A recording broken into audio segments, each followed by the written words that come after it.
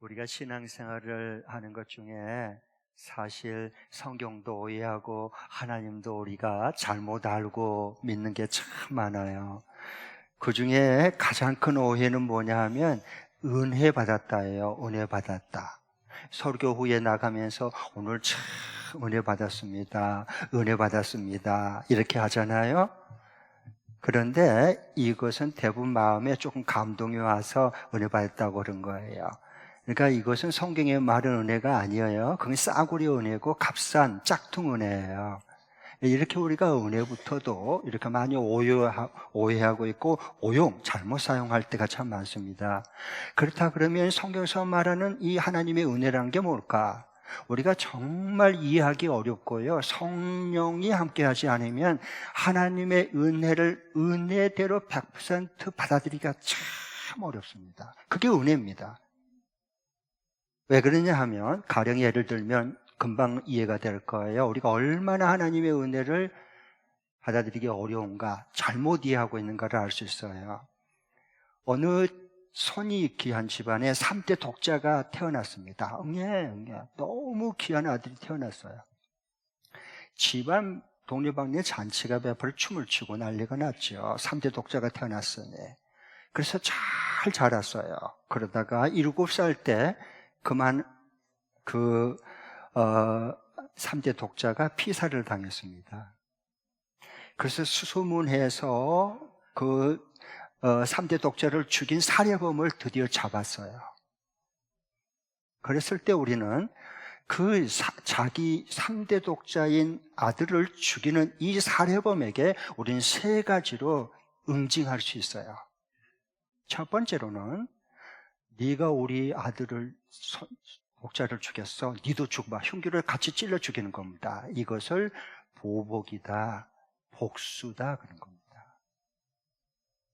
그런데 너무 감정이 복받치고 죽이고 싶지만 그래도 그러면 안 되니까, 법이 있으니까 이것을 법에 고소를 해서 판결을 받게 해서 그 형벌에 맞는 감옥에 집어넣는 겁니다. 이것을 정의다 그런 겁니다. 정의. 그러나 은혜는 이와 전혀 다른 차원입니다. 정의와는. 그것은 뭐냐 하면, 이 자기 3대 독자 아들을 죽인 이 흉악한 살해범을 용서하고 불쌍히 여겨서 너는 내 아들이다. 그리고 내 호적의 아들로 이름을 올립니다. 그리고 너는 이제부터 한 가족 식구야 라고 사랑해서 품어서 한 식구로 같이 먹고 사는 겁니다. 이것을 은혜다 그런 겁니다. 은혜. 여러분, 은혜를 받아들일 수 있겠어요? 여러분의 귀한 자녀를 누가 살해했는데 여러분이 그렇게 용서하고 그 죽은 아들 대신에 얘를 사랑해서 대신 호적의 아들로 입적하고 딸로 입적시키고 그 다음에 같이 한 식구로 받아서 같이 밥 먹고 같이 모든 것을 키워주겠어요?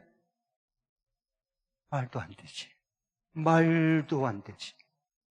그걸 은혜라 그런 거예요. 말도 안 되는 게 하나님의 은혜예요, 은혜. 그런데 우리가 이것을 어떻게 이해하고 어떻게 우리가 받아들일 수 있겠어요? 정의가 무너지는데, 그러면 공의가 무너지는데.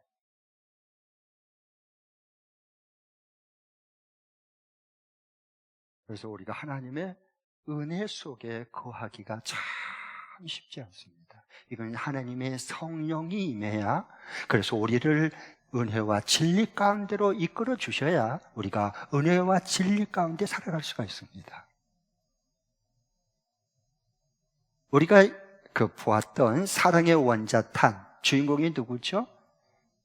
손양훈 목사님 여러분 아시죠? 그런 공산당이 와서 자기 아들을 죽였습니다. 원수죠.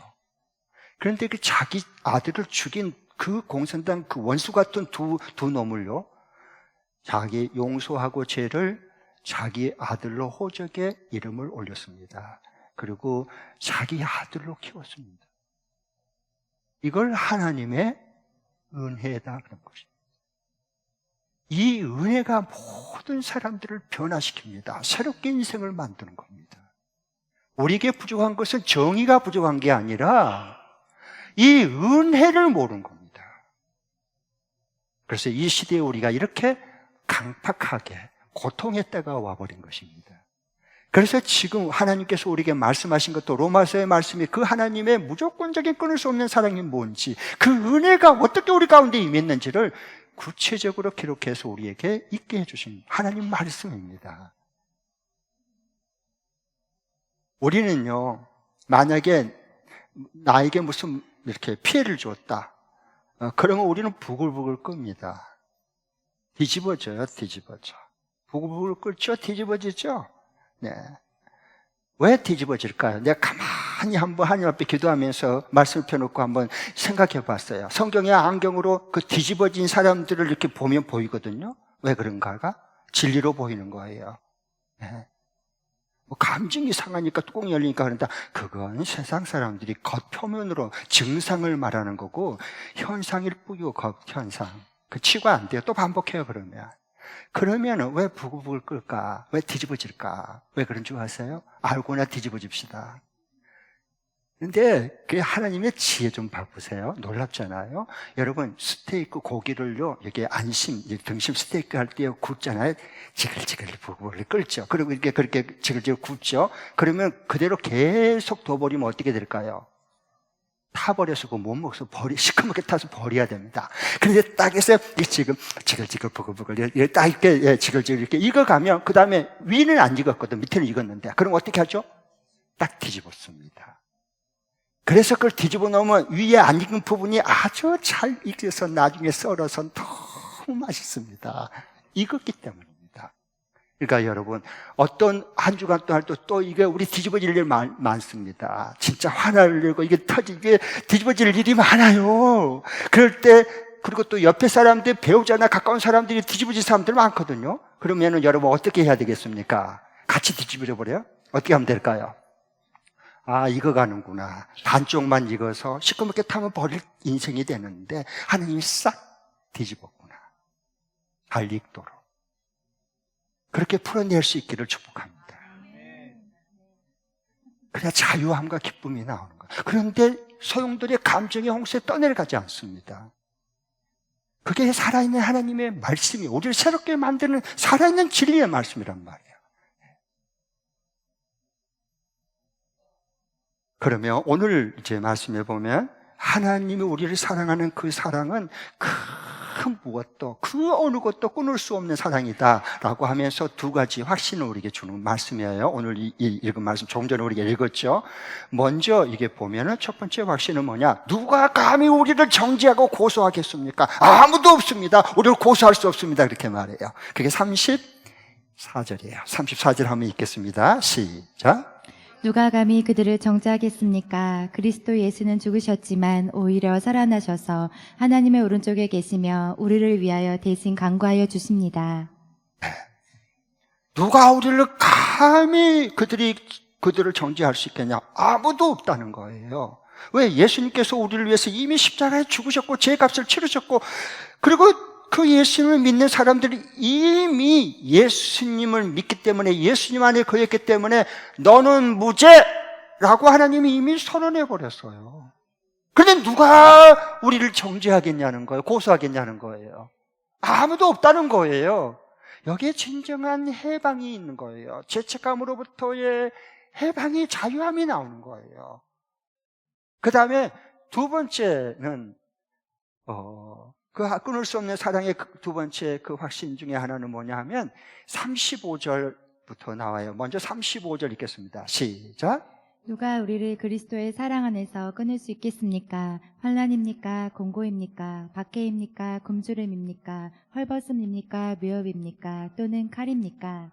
네, 칼로 그다음 순교의 칼이거든요. 죽음을 당한데도 하나님은 우리를 사랑하는 그 사랑을 끊을 수 있다 없다? 결단코 끊을 수 없다라고 말합니다. 이 확신 가지고 살아야 돼요. 나는 하나님의 사랑에, 십자가의 사랑에, 부활의 그 생명에 나는 하나 묶인 사람이에요. 묶인 당한 사람이야, 이제부터는요. 자, 그래서 37절에 이와 같이 얘기해요. 같이 읽겠습니다. 시작. 그러나 우리는 이 모든 일에서 우리를 사랑해 주신 그분의 힘입어서 이기고도 남습니다. 네, 넉넉히 이기고도 남는 거예요.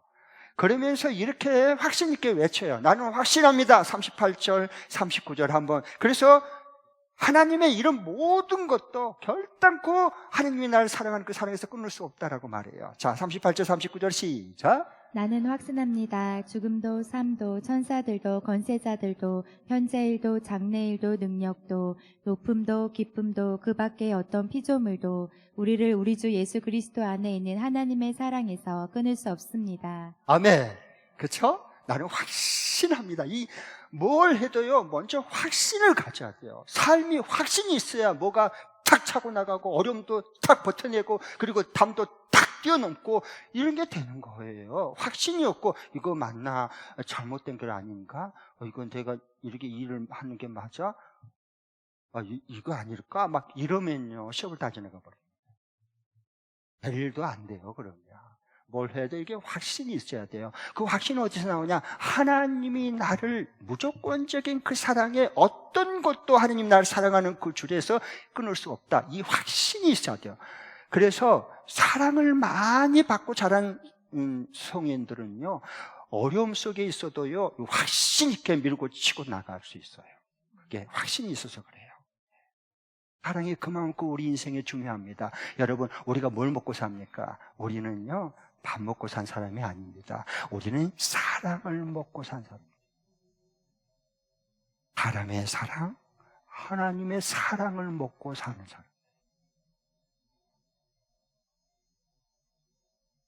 그래서 우리를 하나님의 사랑에서 누구도 갈라놓을 수 없고 끊어놓을 수 없다라고 이렇게 외치며요. 그런데요, 봐보십시오. 왜 그럴까? 왜 하나님이 우리를 사랑하는 사랑에서 어떤 것도 끊을 수가 없을까? 그것은요, 예수 그리스도의 생명줄과 함께 우리를 딱 묶어버렸어. 예수님의 십자가의 그 피와 예수님의 다시 살아나신 그 생명, 부활 생명으로 우리와 예수님을 딱 하나로 묶어버렸기 때문에 그래요. 이게 돼야 돼요. 예수님께 딱 진리에 묶여버려야 돼요, 우리가. 네. 그럼 어떤 것으로 묶이지 않고 매이지 않아요. 네. 마치 이와 같대요. 예를 들면, 여러분 이제 여름이고 그러면 번지 점프 좀 해보세요. 번지 점프 해봤어요? 번지 점프 해보신 분? 번지 점프. 전부 다 구경만 했지. 했어요? 우리 권기백 형제 짱이야, 짱. 이번 달에 세례 받죠? 받았어요? 오케이. 지난달에 받았지, 지난달에. 그쵸? 네, 감사해요. 그러니까 잘 봐보세요. 번지점프가 쉽지 않아요. 그런데 거긴배가 우리 형제가 번지점프 했어요. 저 한 30m, 50m 올라가 보세요. 그리고 그 밑에 저수지 밑에 그 보면요, 다리가 후들후들 막 떨려, 겁이 나요. 그래서 막 밀으려 그러면 막 뒤로 뒷걸음쳐요. 의악하고 그렇잖아요. 한번 여러분 해봐요. 네. 그 높은 데로 올라가요. 올라가서요, 번지점프를 담력이 있어서 뛰는 거 아니에요. 왜? 한 가지 믿음이 있기 때문에요. 확신이 있기 때문에요. 그게 뭘까요? 내 등 뒤에 있는 생명줄. 생명줄을 내가 뛰어내리면 달리고 올라왔다가 절대로 끊어주지 않고 나를 딱 이게 줄에 매여 있다. 이 확신이 있게, 이 믿음이 있기 때문에 뛰어내는 거지. 내가 툭 뛰어내는데 줄이 뚝 끊어질 거다. 그런데 그 사람이 누가 뛰어내리냐고, 바보 아닌 이상. 그렇게 우리에게 확신은 우리 인생에 너무너무 소중한 거예요. 그러니까 즐기잖아요, 번지점프 하면서요. 공기배 형제, 그쵸? 그럼. 저 해본 사람만 저 완이를, 기쁨을 날아갈 것처럼 아는 그 기쁨이 있어요. 네. 기배 형제, 그 여친인 연서 자매도 같이 한번 뛰어요, 번지점프. 그래. 그러니까 같이 안고 뛰는 거예요. 그냥 때려 내리면 돼. 그러면 돼요. 자, 번지점프도 안 떨어져, 줄이. 하나님이 생명의 핏값으로 주신 그 생명, 죽음을 넘어 다시 부활하신 부활 생명의 사랑의 줄이 우리를 꽁꽁 묶어놨는데 그 줄이 끊어지겠냐고. 사망도 죽음도 어떤 것도 이거 끊을 수 없다 그랬어요. 무슨 얘기인지 아시겠죠? 우리가 그 사랑에 매여 있는 거예요. 십자가의 사랑에, 부활 생명의 사랑에. 그런데 그러면 왜 저자의 의도가 뭘까? 이 하나님께서, 로마서를 저자의 하나님께서 이 기록한 기자인 사도 바울을 통해서 연도는 약 주후 57년경에 이걸 기록했거든요. 고린도에서요. 그러면 이걸 로마서를 기록해서 이걸 기록할 때 원독자, 제일 독자가 읽을 거 아니에요. 누구 읽을 대상자가 있기 때문에 글을 쓰는 거 아니에요. 그렇죠? 책을 쓰거나 그렇죠? 편지를 쓰죠. 그러니까 그 원독자가 누구다? 로마에 있는 교회 교인들입니다. 그리고 이것을 왜 절단코 정지할 수 없다? 왜 이것이 하나님의 사랑에 절대 너희들 끊을 수 없어? 왜 이 말씀을 두 번이나 반복해서 기록해서 로마에 있는 교인들에게 왜 있게 했을까 하는 게 저는 너무 궁금한 거예요. 그게 성경이 원래 하나님의 말씀을 전하려고 하는 메시지, 그게 이 속에 들어있기 때문에 그래요.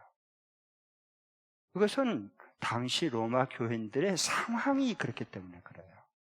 무슨 얘기냐 하면 로마 교회는 두 구성원이 있었어요. 하나는 소수인 유대인으로서의 그리스도인들이 있었고, 또 다른 반면에 다수인 이방인으로서의 그리스도인들이 두 구성원이 합쳐서 로마 교회를 이루고 있었어요. 그런데 이게 이들 간에, 민족 간에 갈등이 일어난 거예요. 충돌이 일어난 거예요. 분열이 일어난 거예요. 싸움판이 벌어진 거예요. 왜 그러냐 하면 그럴 수밖에 없어요. 저들은 나와 다르다는 거예요. 다를 뿐만 아니라 이제는 마음이 싫으면은 틀린 놈이라고 우리는 정죄하거든요. 그런 상황이 교회 안에 벌어졌어. 로마 교회 안에. 아니 로마 교회 안에 벌어진 게 아니라 우리 한국 교회 안에도 지금 벌어지고 있잖아요. 똑같잖아요. 뭐가 진리냐, 뭐가 하나님의 뜻이냐를 묻지 않고 대부분 저 누가 가까워? 저 누구 편이래? 우리 이렇게 갈라치게 하거든요. 왜? 하나님의 십자가의 사랑과 은혜 속에 아직 거하지 못하기 때문에 그래요. 그래서 이런 부분을 풀고 해결하도록 하나님이 이 말씀, 로마서의 8장의 말씀을 써서 로마 교인들에게 하나님의 메시지를 준 거예요. 이거 치유회복이 될 수 있도록. 네. 자, 그러면 이 서로 싸우고 해결이 안 되는 거예요. 왜? 서로 자기가 옳고 상대방이 틀렸다는 거야. 못된 놈이라는 거야. 다 그렇잖아요. 뭐 싸움이 한두 끝도 없어요. 그거 골만 깊어지지.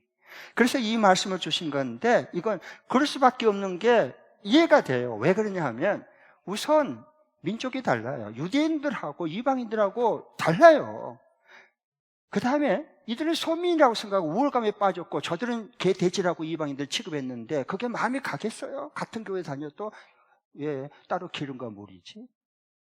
그런 상황이에요. 그 다음에 또 다른 하나는 성장 교육 과정이 달라요. 성장 교육 배경이 다르단 말이에요. 교육이 굉장히 중요해요. 어떻게 배웠느냐가 굉장히 중요한 거예요. 어떤 문화권 속에서 어떤 교육내를 가지고 배웠느냐, 그리고 성장했냐가요, 그 인생의 모든 것을 다르게 만듭니다. 그런데 이게 달라요. 유대인들과 함께, 율법을 배운 이들과 함께, 그리고 나중에 예수 믿었고, 그 다음에 이방인들은 그런 거 없어요. 이방 문화 속에 젖어가지고 예수 믿었거든요. 그러니까 이게 서로 안 맞아요, 안 맞아. 서로 틀렸다는 거야. 서로 정죄하고 비난했단 말이에요. 그러니까 하나님께서 써서 버려서 뭐냐? 무슨 얘기냐? 한 예수 그리스도께서 이방인인지 유대인들인지 다 죄인을 구원하기 위해서 십자가에서 예수님이 죽으셨다. 누가 감히 저 틀렸냐 맞았느냐 정죄하느냐? 그 얘기예요. 그 얘기입니다. 왜 그를 나와 다르다고 틀렸다고 비난하느냐? 그를 써서 보낸 겁니다. 왜? 저와 여러분에게 똑같은 얘기들이에요. 누가 감히 그들 정죄하느냐? 하나님께서 말씀하신 거예요. 내가 이미 그들을 예수 믿을 때 내가 그들을 이미 무죄 선언했던 죄인을 하나님의 아들 의인이신 예수님과 함께 묶었다. 묶인 거거든요.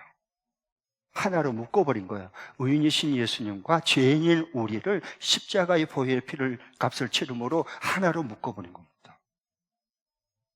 이게 교회의 공동체예요, 여러분. 예수님의 십자가에 죽으시고 부활할 생명으로 예수님과 부활 생명과 영원히 멸망받을 그 죄인들과 함께 자신을 사랑해서 어떻게 해요? 하나로 묶어버린 겁니다. 그런데 너가 어찌 그들을 십자가의 사랑에서, 하나님의 사랑에서 니들이 이걸 끊어내려고 그러느냐? 누가 감히 저들을 나와 다르다고 너희들이 하나님의 사랑에서 끊어쳐내려고 그러느냐? 그럴 수는 없다. 어떤 것도 그 무엇도 하나님이 사랑하는 내 사랑에서 어느 누구도 그들을 끊을 수 없다. 이 말씀을 주신 거예요. 원독자들에게.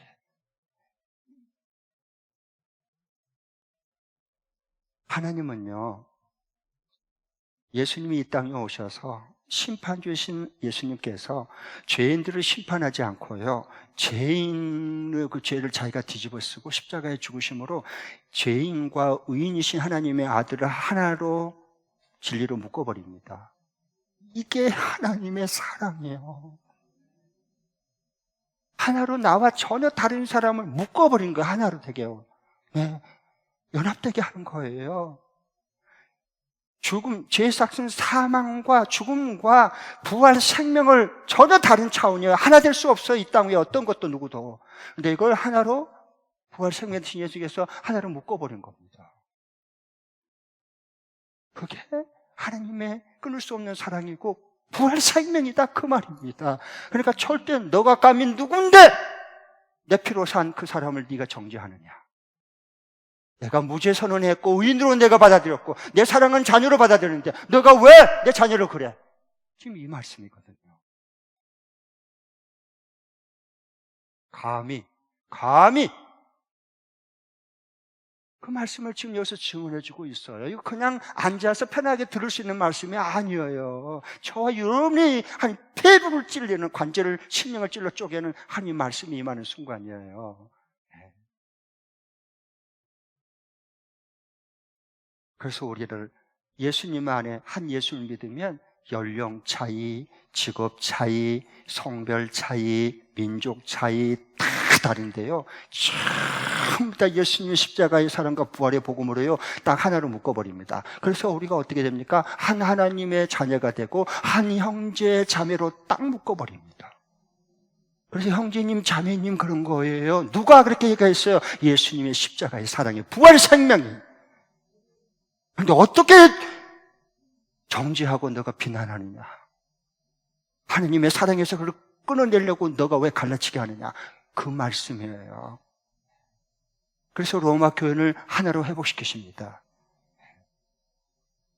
자, 그러면 이번 주간에 적용할 말씀 드리겠습니다. 이번 주간에 어떻게 이 말씀대로 남을 정죄하지 않고 그 다음에 끊을 수 없는 하나님의 사랑 안에 같이 거하고 그 사랑을 흘러보내고 서로 하나님의 사랑이 서로를 우리 하나로 전혀 다른 하나 될 수 없는 사람끼리 서로 하나로 묶임을 당하는 하나가 되고 연합되는 이것을 어떻게 한 주간 동안 말씀을 실천하고 적용하고 순종하고 살아갈 수 있을까를 말씀드리겠습니다. 두 번 읽겠습니다. 적용할 말씀 시작. 서로의 차이점과 나와 다른 점만 보고 비난과 정죄하기보다는 이미 받은 사랑 안에서 같은 공통점을 발견하여 상대의 부족한 부분은 내 기도 제목을 삼고 사랑한다고 말해준다. 다시 한 번 더. 서로의 차이점과 나와 다른 점만 보고 비난과 정죄하기보다는 이미 받은 사랑 안에서 같은 공통점을 발견하여 상대의 부족한 부분은 내 기도 제목을 삼고 사랑한다고 말해준다. 우리는 차이점이 많아요. 남자는 여자가 아니고 여자는 남자가 아니에요. 차이예요. 그래서 하나님께서 반쪽끼리 사랑으로 묶어가지고 예수님의 사랑에 짝져줘가지고 한 몸으로 묶어버리잖아요. 이게 놀라운 하나님의 사랑의 능력입니다.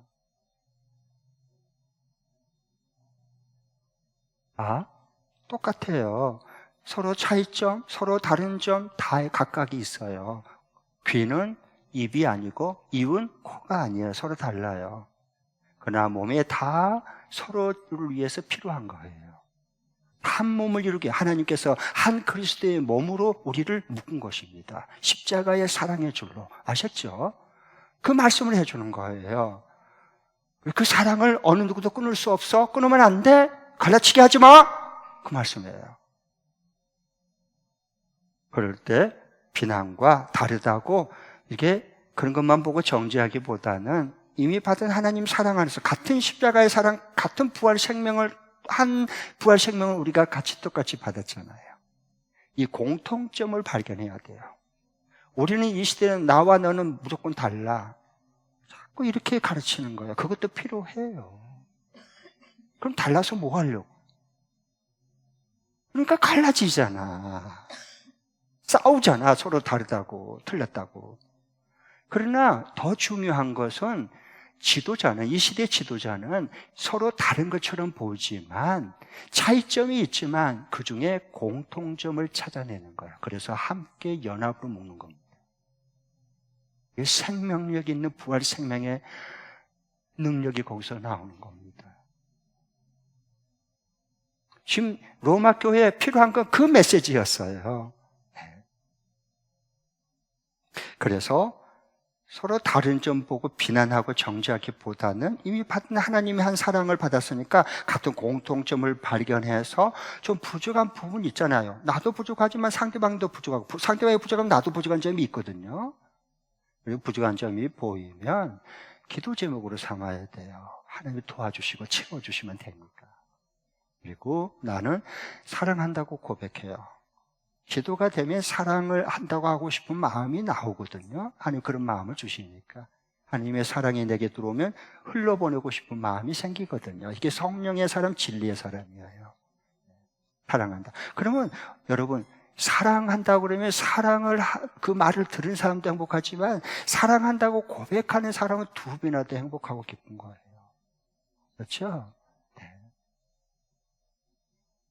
크게 돈 안 들어가요. 이번 주간에 돈 안 들어가는 말씀 적용할 거 제가 다 알려드렸어요. 너무 좋죠? 네, 그래요. 그런데 사랑한다고 하면 진심한 된 마음을 담아서 고백하면 사람의 마음이 감동을 받고 가슴 속에, 마음 속에 울림이 일어나요. 울림이. 살고 싶어지고 사라져요. 참 희한하거든요. 저는 지난 주간에도 이제 아내와 함께 매주 이렇게 가족 목장을 이제 이렇게 하면서 서로 속마음을 나누는 시간을 가졌어요. 너무 좋더라고요. 같이 살아도 속마음을 진짜 모를 때가 많잖아요, 부부간에도. 그리고 이제 기도하고 여보 사랑해, 고마워. 얼마나 좋아요. 저 아버님이 올해 100세인데 시골에 계세요. 제가 매주 월요일은 꼭 문안 전화 드려요. 전화드립니다. 그럼 우리 아버님이 좀 귀가 이제 연세가 있으시니까 조금 못 들으셔서 제가 크게 얘기를 하거든요. 그래야 알아들을 수 있으니까. 또 문안하고 건강하시냐고 식사는 잘 하셨는지 불편함은 없는지 그리고 다 이제 이렇게 문안 묻고 난 다음에 마지막에 제가 꼭 얘기해요. 아버님 사랑합니다. 살아 계셔 주셔서 좋습니다. 돌아가시면 전화도 할 수 없고 통화할 수 없잖아요. 살아계신 자체가 너무 감사하죠. 나를 이 세상에 태어나게 해줘서 키워주신 분이잖아. 아버님 사랑해요. 그는 우리 아버님 무뚝뚝하거든요. 그런데 어느 순간에 제가 계속 그렇게 사랑한다고 그리고 전화를 끊고 하니까 우리 아버님의 마음이 열려가지고요. 나도 사랑한다 그래. 요즘은 잘하셔. 너무너무 좋아. 너무너무 좋아. 그렇게 전화드리고 싶고 사랑한다고 말하려고 하는데 아버님 세상 곧 떠나요. 세상이 없어지는 거예요. 항상 내 곁에 있지 않아요. 내 곁에 있을 때 소중히 여기고 내 곁에 있을 때 사랑한다고 말해줘야 돼요. 네.